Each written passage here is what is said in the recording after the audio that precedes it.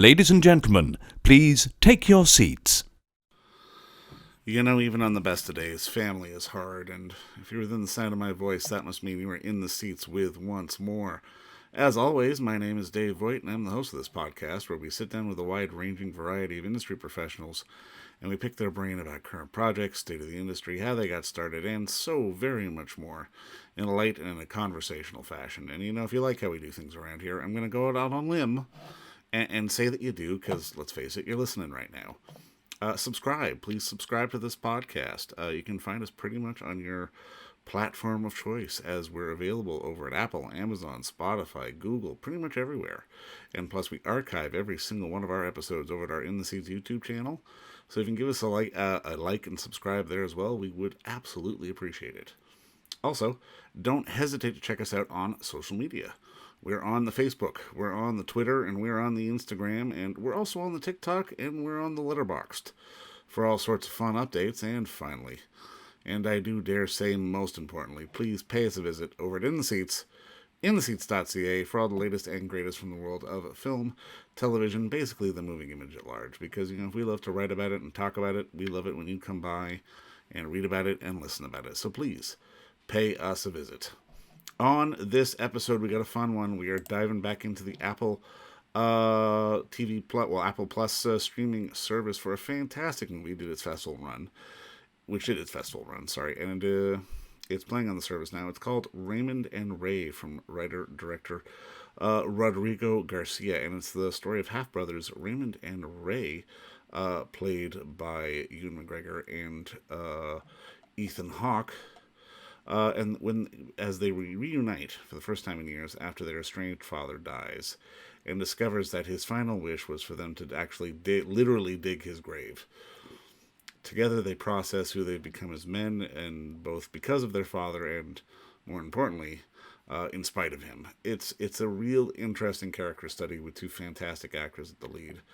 And as always on this podcast, where we get to dive into sort of behind the scenes and look at some of the fantastic work that so many artisans do on films like this, we had the unique pleasure of sitting down with the composer of the film, the one and only Jeff Beal, who has done a myriad of fantastic. He's won a bunch of awards. He's done fantastic work for, a lot of stuff. Quite frankly, he's done a lot of documentaries. He's done a lot of big shows. Did like Rome, House of Cards, that kind of thing. And we sort of went into the nuts and bolts of what it takes to be a film composer, and just diving into sort of the minutia of understanding story and how that informs the music and so on and so forth. And we had a really interesting talk, but as always, please check out Raymond and Ray, which is streaming now on the Apple Plus streaming service. But first, enjoy our talk with the one and only Jeff Beal, because between you and me, it's a pretty good one. No, I mean, obviously, first off, just congratulations on the work, man. I mean, really, I love the work you did with the film, and I mean, I'm kind of curious, particularly on this one, because of your jazz background. Like, did they bring you on early on, or was this something that you came into sort of late in the process? Yeah, Rodrigo and I knew each other for a long time, and he knew I was a trumpet player. In fact, over the years, I'd given him copies of this score I did for this film called The Passion Line Ran, which he just fell in love with, which was a jazz score. And I got this script from him back in, I think, 2019, before COVID. And, I'm reading, and there's a jazz trumpet player in there. And I was like, okay, now I know why. So fast forward a few more years later, and he set up the cast. And then obviously we had to get through COVID and got the movie made. Off we went. For sure. No, I mean, obviously, I'm kind of curious. I mean, this might be a dumb question, but I mean, I'm kind of curious about it because, I mean, Ethan has obviously played jazz trumpeters in the past. Like, does it help when you have an actor who's like trying to mimic a piece of work that you're doing to sort of already know how to sort of work the instrument? Oh, yeah. And that was, well, obviously, in terms of this film, one of the most fun parts of the musical brief, because obviously, in terms of getting involved beforehand, Ethan had to do these on screen, and he did a great job. But I obviously created and recorded those before Rodrigo started shooting. And, he had played Chet Baker in Born to Be Blue. And I think for that role, or maybe before, he'd sort of learned to play trumpet. So it's not easy to do, because the physicality of a trumpet is sort of strange. So you got this piece of metal on your mouth, but your face muscles are really engaged. But anyways, he really knew what he was doing, and he did a great job. And so I credit him to that work. And it was so fun. I've never had this. I never expected to be as lucky to have like it was. It feels like kind of the two sides of my musical life combined in this film. I mean, because really my first love. I mean, really, my gateway drug into music was being a jazz trumpet player. That's when I discovered that I loved creating, improvising. That led to composition. So the fact that it sort of came full circle in this score was really, really fun. Well, I mean, that's amazing because, I mean, especially when I've talked to other composers, it's like no one comes out of school or no one comes out of training and goes into film composition. It always seems to be something that they transition into. Like, I want to hear your story of how you ultimately got into working on film and TV stuff. Yeah, I mean, I wanted to be, the next, Miles Davis or Wynton Marsalis or whatever, In fact, when I was a senior at Eastman, Wynton came as a guest artist and I got to trade solos with him on the stage of the Eastman Theater, which was a huge thrill. And, but that's really was my passion as a young guy, And, I would say I found film music, but I think it also found me. I was very lucky. In my senior year of Eastman, I met some young filmmakers who were making this very cool indie film, which actually became my first film score, Cheap Shots. In fact, we just had a gala screening in Rochester of this film. And so, but of course, obviously, there were many threads out of music school that I was pursuing, one of them being the Jazz Trumpet. And I did several solo records for Island. And my wife and I ended up in California. She was singing in the San Francisco Opera Chorus at the time. And so then, that sort of led not too much longer. We were in Northern California for years and eventually found ourselves in LA. But the interesting thing was, even at college, there was a film scoring class, which I took my senior year, and my mentor at the time, Raymond Ray. And I got to write a picture and I thought, wow, this is really cool. This might be a good job for me. And that sort of comes full circle too, because a few years ago, my wife and I endowed the Beal Institute at the Eastman School of Music, which I'm very happy to be a part of. It's a 2 years master's program at the Eastman School of Music for film composition. But to answer your question, like, it was very circuitous. And I think what happened, it takes a while to get established as a composer. I had sort of a strange, path. I mean, I was lucky in the Bay Area, San Francisco Bay Area. I got some of my first gigs doing industrials for companies at the time, which were much smaller than they are now, like Apple and Pixar and Pac Bell. And eventually I got hired as sort of a ghost writer, an assistant writer on this show called Unsolved Mysteries for NBC. And I got my first chance to write and have music on TV, and it was thrilling. But by the time I was around 30, we moved to Los Angeles, and then it sort of took off from there. The thing that's really interesting about your question, given the jazz connection, is I've often said, and I do feel like being a jazz musician is like the perfect sort of primer to being a film composer, because jazz is a very collaborative medium. You're creative, but it's all about what's happening in the room. You're listening to everybody, responding to them. And that's very much how I view the artistic contribution of a film composer. It's not just about what you're doing. It's about how it complements the whole what everybody else in the room is doing. Obviously, in the case of film, that's the actors and the directors and the writing and everything else. No, I mean, I love that. And I mean, I definitely agree with you on that. But I mean, I'm also kind of curious because, I mean, just scrolling through your credit list, I'm kind of like, I'm curious on how the job shifts, because I can imagine on something like Monk or House of Cards, you're having to sort of, have like this one sort of core piece of music and then sort of generate, variations on a theme outside of that, depending as needed. But then I see you've done like a lot of documentary stuff. Like, how does the job change, like when you're doing a show where, you're in sort of a box versus like a documentary where you're, looking at something like Jay Sebring or even sort of JFK, where you're sort of really getting to sort of expand your universe a little bit? Yeah, it's really, and I love docs, and it's been a huge. In fact, I'm recording one later on this week for Frank Marshall. He's directing a documentary about Dan Rather. Oh, fantastic!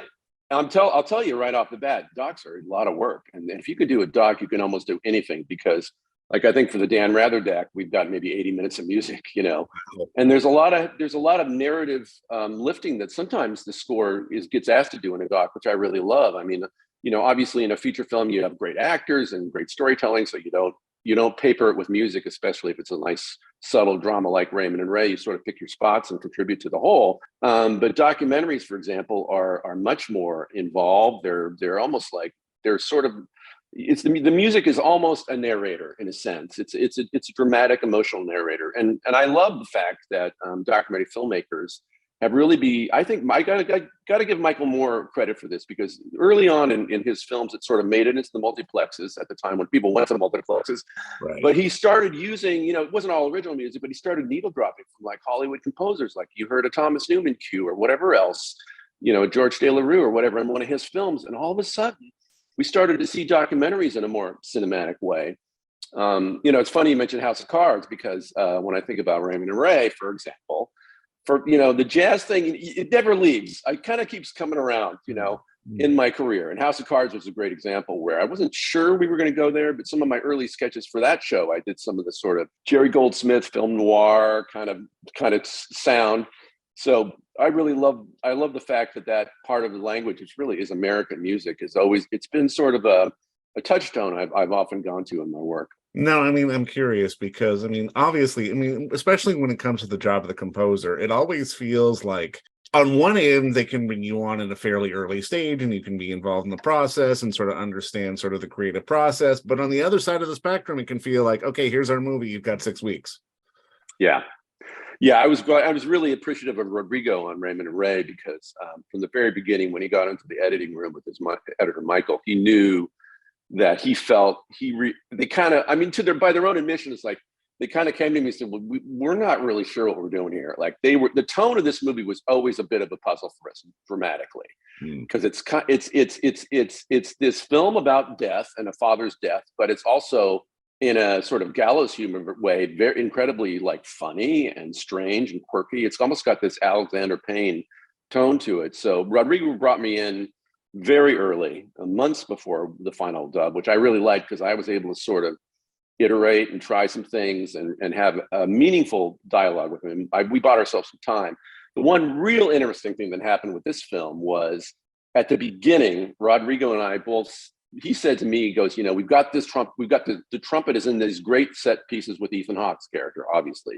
And he said, yeah, I think the jazz is part of the language of the score. Great. That was kind of a given.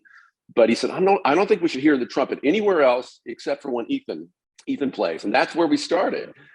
So I was writing my score, and about maybe halfway in, I said, Rodrigo, this one cue, I guess it was the cue where he gets the trumpet that his father left him in the box. I said, Rodrigo, I think I should put just a little bit of trumpet. He goes, yeah, give it a try. And so long story short, through rounds of notes and other people weighing in, actually Alphonse Caron was a great collaborator and contributor to notes on music. And at a certain point, we realized that we just decided, let's try the opposite. Let's put trumpet in almost all the way through.